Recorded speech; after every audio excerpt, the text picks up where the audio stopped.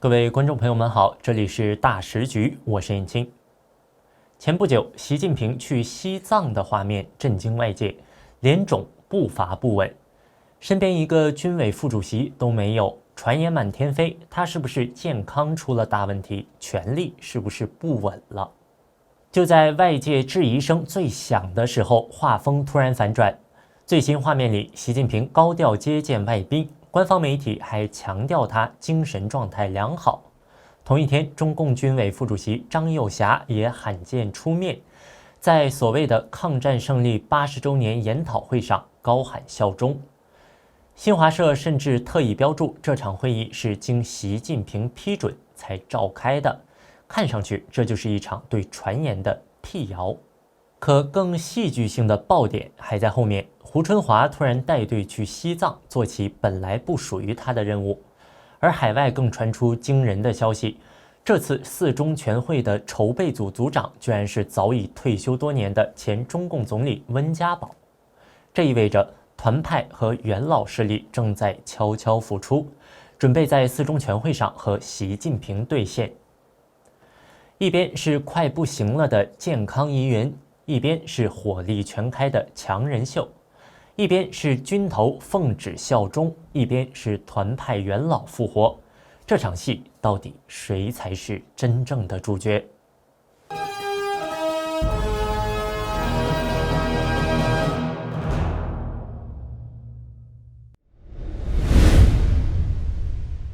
那我们先来看看习近平最近有多忙。8月26号，中共党魁习近平上午会见了俄国国家杜马主席斯卢茨基，随后他与夫人彭丽媛一同接见了柬埔寨国王西哈莫尼和太后莫尼列。官方媒体新华网随后发布报道，照片中的习近平精神状态良好。接下来，习近平将于8月31号到9月1号亲自出席在天津举行的第25届上海合作组织成员国元首理事会会议，并主持上合组织家会议，发表主旨讲话，同时举行欢迎宴会和双边会谈。此外，韩方也透露，若无意外，习近平将在10月31号到11月1号前往韩国庆州出席2025年亚太经合组织领导人非正式会议。这一连串的动作，摆明就是要告诉全世界，我习近平好得很，精力旺盛，大权在握。而最关键的一个信号来自之前传言和习近平不对付的军方大佬张又侠。就在8月26号，中共军委副主席张又侠在纪念中国人民抗日战争暨世界反法西斯战争胜利80周年的研讨会上发表讲话，讲话内容满是效忠味道。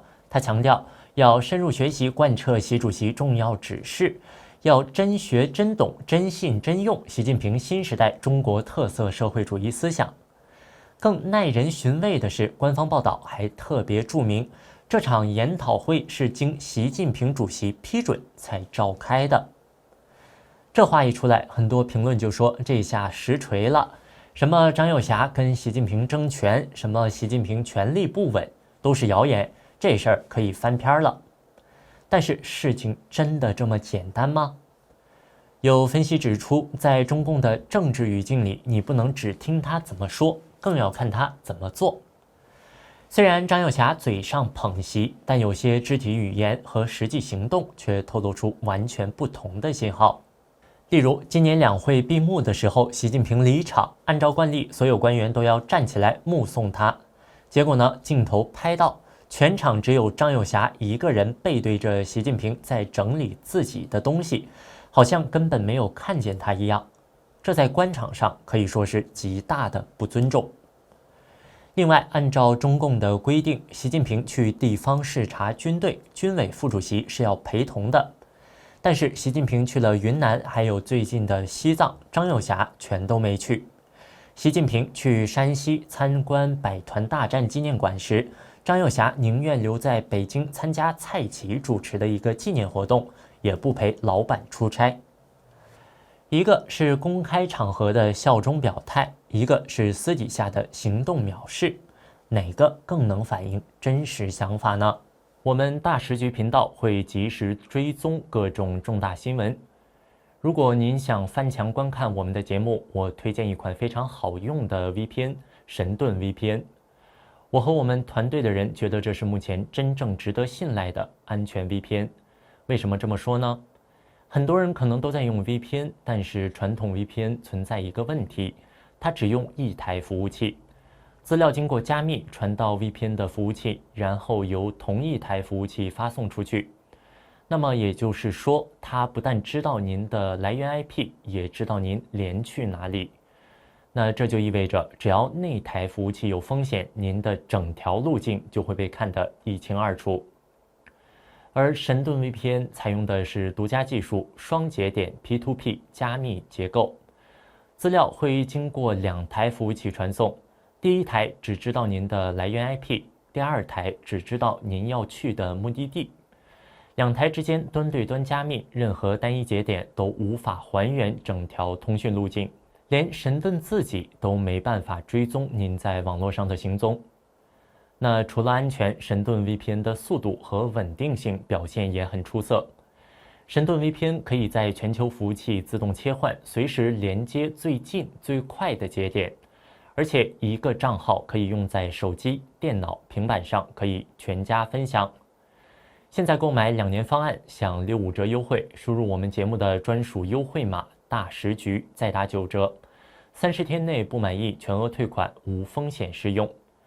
请大家赶紧点击节目下方描述栏的购买链接进行购买。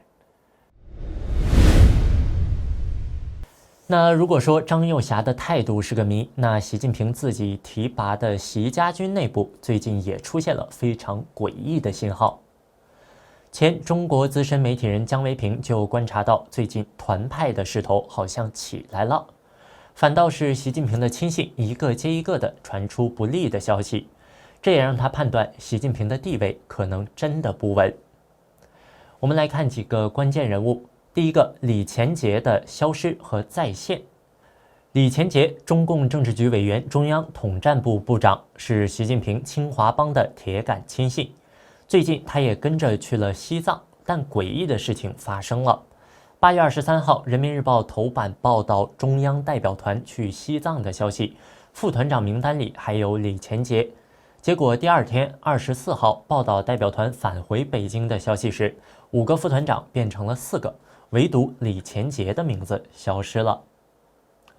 在中共的官媒报道里，这种级别的领导人名字被除名绝对是天大的事，通常就意味着他出事儿了，落马了。结果呢，更诡异的来了，就在大家猜测他是不是被抓了的时候，26号他又公开露面了，出席了统战部的一个开班仪式，并讲了话。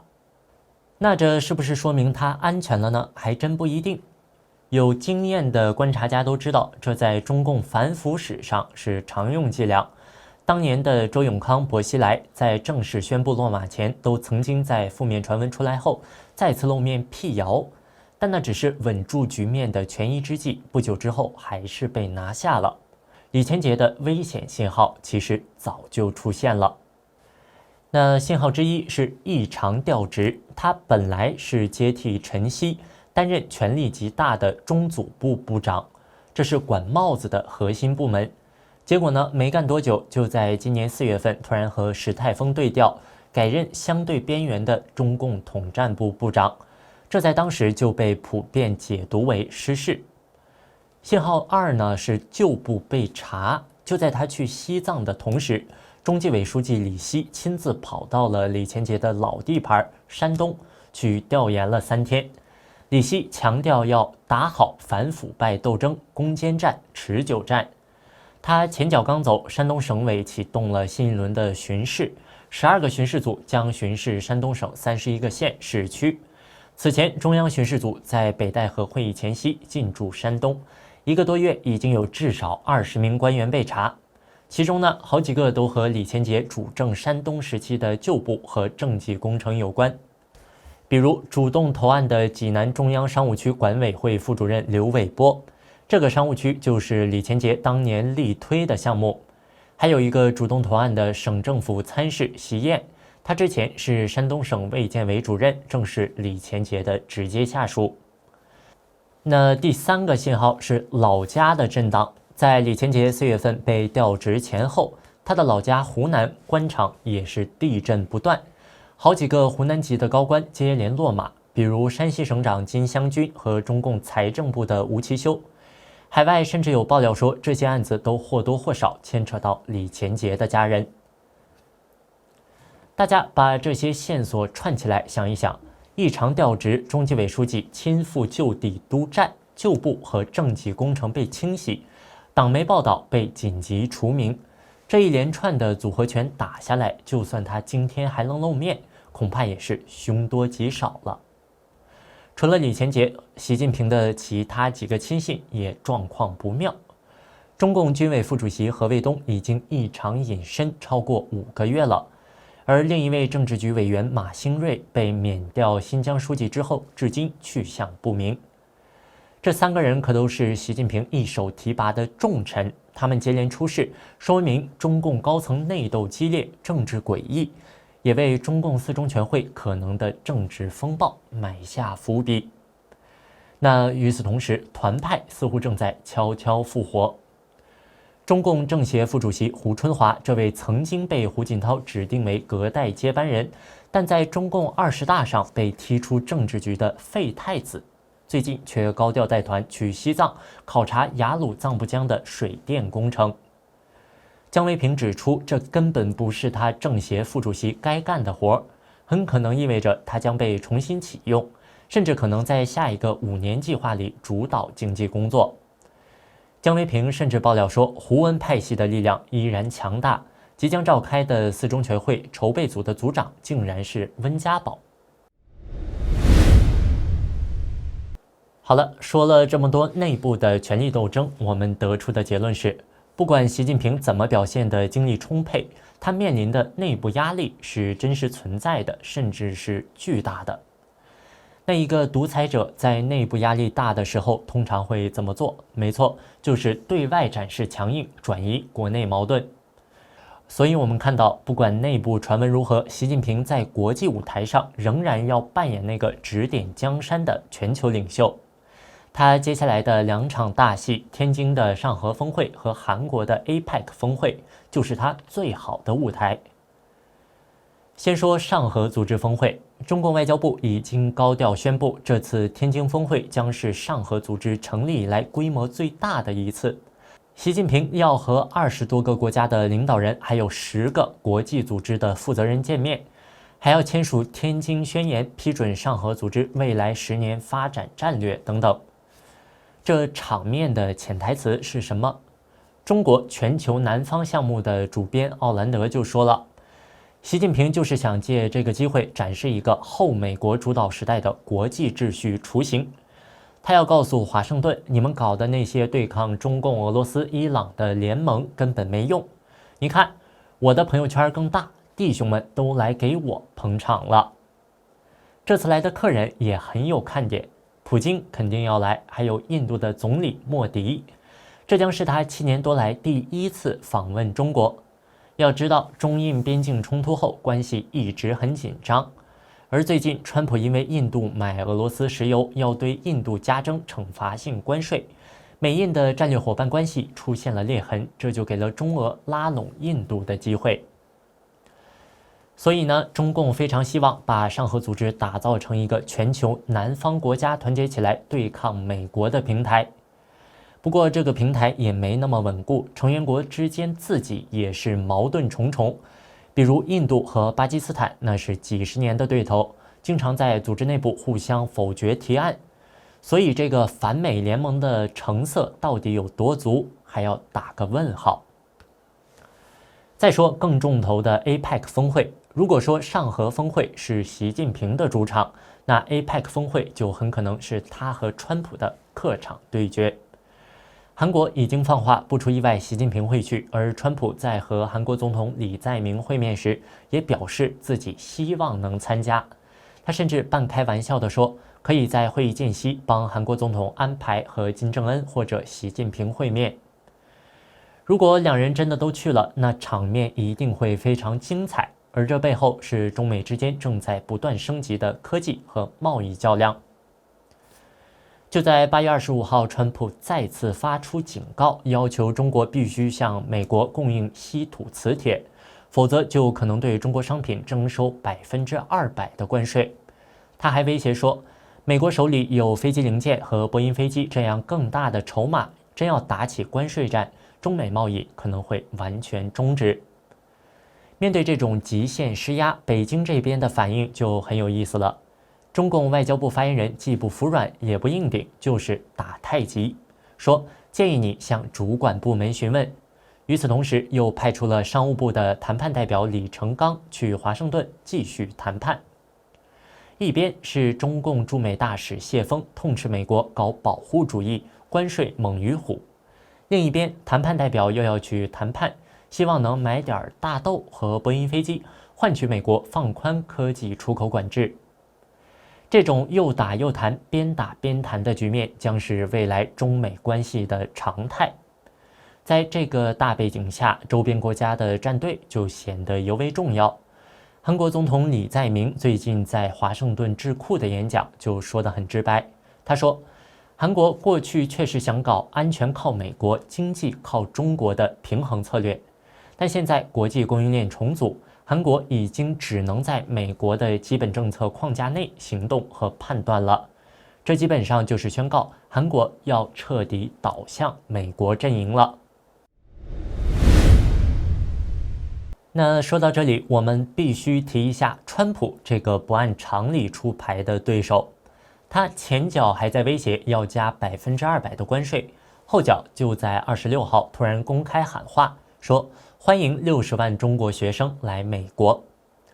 这让很多人都看不懂了。要知道，就在今年5月，他还说要严格审查撤销中国学生的签证，这态度180度大转弯，葫芦里卖的什么药？旅美学者翁履中先生的分析，我觉得非常到位。他认为，川普这招其实是他惯用的谈判手法，本质上是一场政治与谈判秀。首先，这是先喊一个高价码，给你一个谈判筹码。现在在美国的中国留学生大概27万人，一下子增加到60万，翻了1倍还多。现实吗？根本不现实。美国大学的招生名额、宿舍、签证审核能力都不可能瞬间跟上。所以，川普先抛出一个你接不住的善意，目的就是为了在接下来的贸易谈判中换取中方在其他方面的让步。其次呢，这是为即将到来的川习会铺路。中方的贸易谈判代表马上就要到华盛顿了，川普在这个时候释放一个关于留学生的利好消息，可以缓和一下紧张氛围，为两国元首见面创造一个好点的气氛。最后，这里面也有现实的经济考量。美国很多大学，特别是中小型学校，现在也面临生源不足的压力，非常依赖国际学生的学费来维持运营。美国商务部长都警告说，如果没有更多国际学生，美国底层15%的大学可能会倒闭。所以，欢迎中国留学生对美国自身也是有利的。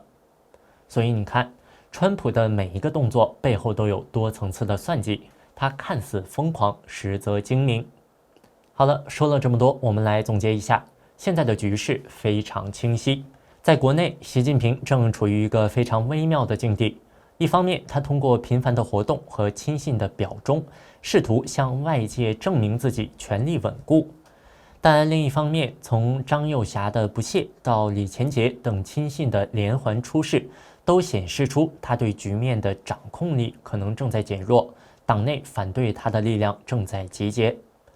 在国际上，面对美国的全面围堵和贸易施压，他急需通过上合组织这样的平台，打造自己的朋友圈来对抗美国。而即将到来的 APEC 峰会很可能成为这一切矛盾的爆发点。一个是面临内部巨大压力，急需一场外交胜利来巩固权威的习近平；另一个是精于算计、擅长极限施压和交易的川普。当这两个人在韩国庆州会面，他们会擦出怎样的火花？谁会在这场全球瞩目的峰会上占据舞台的中心？这不仅仅是两个领导人之间的较量，更关系到未来世界格局的走向，让我们拭目以待。好了，今天的节目就到这里。你觉得习近平的权力到底稳不稳？您对即将到来的中美交锋有什么看法？欢迎在评论区留言，我们一起讨论。好的，这里是大时局，感谢您的陪伴与思考，请订阅、分享并打开小铃铛，一起在动荡中坚守真相，在黑暗中点燃希望。